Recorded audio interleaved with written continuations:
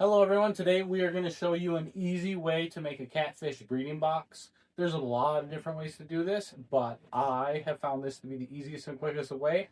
I'm going to show you how to make one of these, and it's going to take probably under 2 minutes. If you're like us, or you're like a lot of people in the Midwest, you may have a pond, and that pond may have catfish in it.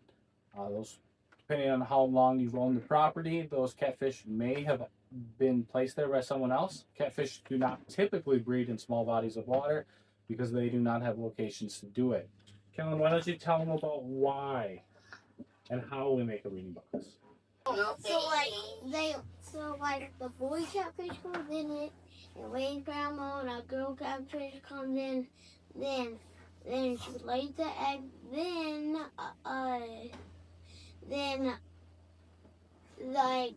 the girl one goes away to do stuff while the boy protects the That's exactly right, Kellen. So the boy comes in and leaves pheromones that attracts the female. The female joins him in the box, lays her eggs, he fertilizes them, then she leaves and he protects them, just like you said. So today for our breeding box, we're going to use this 5-gallon pail. This is the easiest and best way to do it, in my opinion.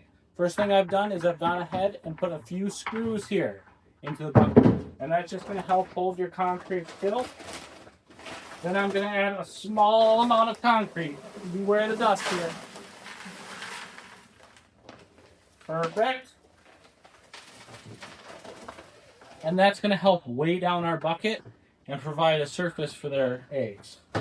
Next, I've taken the lid, I've cut a 7-inch hole in it. This is the only thing that you probably don't have on hand that you might have to buy. You could also use a jigsaw, or you could use a razor blade if you really want to spend the time to do it, but these are like $10 on Amazon. We're going to put our lid on with the hole towards the top. Might have to get a hammer for that. And then we are going to drill some holes just to let the oxygen out. And then we're also going to drill a hole in the back. We're going to run this paracord through the hole in the back. I always use paracord because it's cheap and you can lose it if you have to. You take those. And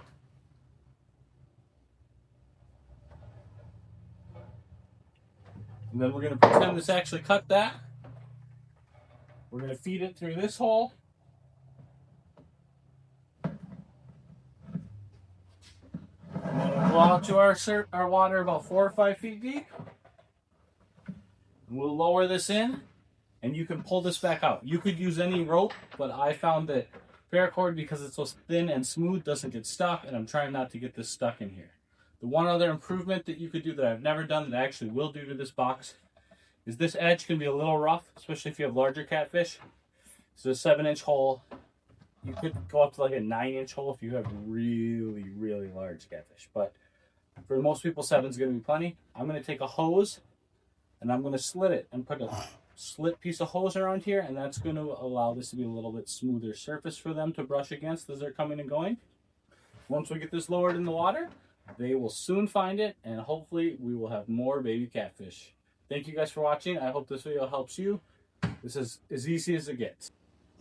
Thank you guys for watching. I hope you like and subscribe for more tips and tricks like this. Have a great evening.